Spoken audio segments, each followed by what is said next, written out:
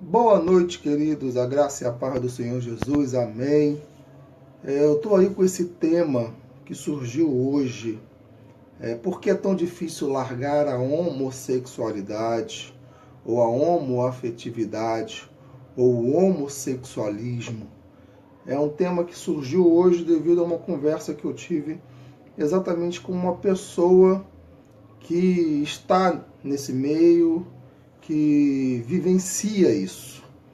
E eu já fiz uma live que está no meu canal, intitulado Homossexualismo versus Igreja. Quem é inscrito aí no meu canal, entre lá, assista, porque eu não vou fazer uma reflexão teológica, né?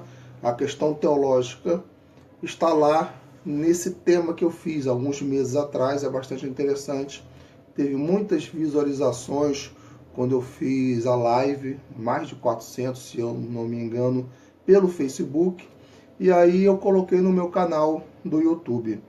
Mas eu queria trazer essa reflexão, né, que é uma reflexão mais de constatação, né, do que teológica ou de pesquisa, né? É uma questão que eu constatei e eu quero passar para você por que é tão difícil. Eu já me fiz essa pergunta.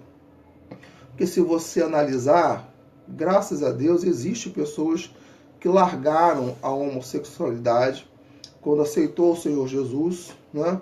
Quando entregou a sua vida ao Senhor Jesus, e há casos de pessoas que largaram a questão da homoafetividade mesmo sem ter uma religião ou sem ter entrado em alguma religião. Há relatos acerca disso, né? E eu quero aqui trazer alguns aspectos bastante interessantes com relação a isso, né? Primeiro, porque é um pecado sexual. A dificuldade de largar a homoafetividade é porque ela é um pecado sexual. E todo pecado sexual é dificílimo de largá-lo, né? Tem a questão da pornografia. Quantos jovens, quantas pessoas são viciadas em pornografias?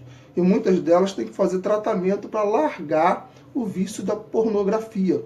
E ainda que ela largue, né, ela fica ainda com aquela tendência a ponto dela não poder ver nenhum filme, nenhuma novela, né, em que tenha alguma coisa relacionada à pornografia, que logo vem à mente dela aquele vício que ela tinha. Então, um dos principais motivos pelo qual, de fato, é dificílimo, né, alguém largar a questão da homoafetividade é exatamente porque é um pecado sexual. E todo pecado sexual, ele é mais forte do que qualquer outro tipo de pecado, porque mexe com o prazer máximo do ser humano. Nós temos diversos prazeres. Nós temos prazer de comer, de beber, né? Nós temos prazeres inúmeros. Muitas coisas nos dão prazer. Mas o clímax do prazer humano é a sexualidade, né? Então, quer dizer, quando isso descamba para um pecado, para o adultério, ou para a fornicação, ou para pornografia, ou coisa parecida, é óbvio que isso vai nos dominar muito mais do que outras coisas que são erro, outras coisas que são pecado. Então esse é um dos principais motivos. Eu quero trazer três aspectos aqui bastante interessantes acerca da homoafetividade. Número 1, tendências adquiridas. 80% dessa questão, ela existe porque foram tendências adquiridas, ou seja, ela vem de criança devido a alguma questão, né, sexual quando criança. A pessoa foi molestada por um parente, ou por um vizinho, ou por um amigo, né? E aquele molestar sexualmente falando, né, criou-se uma tendência homoafetiva na pessoa. Isso eu chamo de tendências adquiridas, né? A outra é modismo. Hoje a gente vê um modismo muito grande nessa área, né? Tem muita gente que já está aí, eu já ouvi, já vi isso acontecer, né? De muita gente que entrou nesse meio porque, tipo assim, eu tô cansado de ser hétero, então eu quero provar qual é o outro lado, né? Na verdade, foi mais como uma curiosidade do que como uma tendência homoafetiva que a pessoa tinha. Então, tudo que é moda, a pessoa embarca, né? Tá aí a tatuagem, né? Tatuagem está aí para comprovar isso. Há 20 anos atrás, a tatuagem era inimaginável se tornar moda. E hoje já é moda em diversos meios, em diversas comunidades, inclusive na igreja evangélica. E a terceira, que é a mais rara, são as tendências desde o ventre. Eu falo isso na minha live, na minha reflexão teológica, intitulada Homossexualismo versus Igreja. Por que eu acredito que pelo menos 5% dos homossexuais eles podem vir de fato com alguma tendência homoafetiva, assim como pode vir com qualquer outro tipo de tendência, né? Terminando essa live, que é rápida, eu gostei muito de uma mensagem, uma pregação da apóstola Valnice Milhomes, há muitos anos atrás, falando exatamente sobre a questão do homossexualismo. E a tese que ela tem dessa questão é a mesma da minha.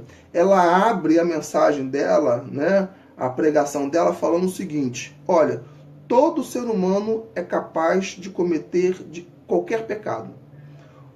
Qualquer pecado, todo ser humano pode cometê-lo e pode praticá-lo. Por quê? Salmo 51 diz, né? Eu nasci em pecado e iniquidade me concebeu a minha mãe. Então, todo ser humano pode, né? E à medida que ele pode, é óbvio, né, que dependendo da situação, da circunstância, né, isso pode acontecer com qualquer um. Essa é a grande verdade. À medida que nós vamos crescendo, né, e à medida que nós vamos nos identificando como a heteronormatividade, que o normal é ser hétero, Jesus nos criou para ser hétero, é óbvio, né, que esse tipo de conduta, né, raramente pode atingir aquele que já está definido na sua sexualidade, aquele que já se definiu na sua sexualidade, principalmente aqueles que nasceram, né, e que já têm uma certa idade, cuja cultura da época ela de fato condenava isso, né? Então a cultura facilitava mais,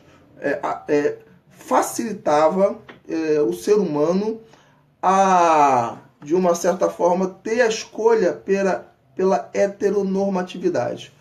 Como a cultura está mudando e o paradigma está mudando, isso vai acontecer hoje, né, o que aconteceu com Sodoma e Gomorra. Se daqui a 20 anos Jesus não voltar e não houver o arrebatamento ou a grande tribulação, você pode ter certeza absoluta que não vai existir ninguém, né, que não ache normal ser homossexual. Graça e paz, Deus te abençoe. Amém.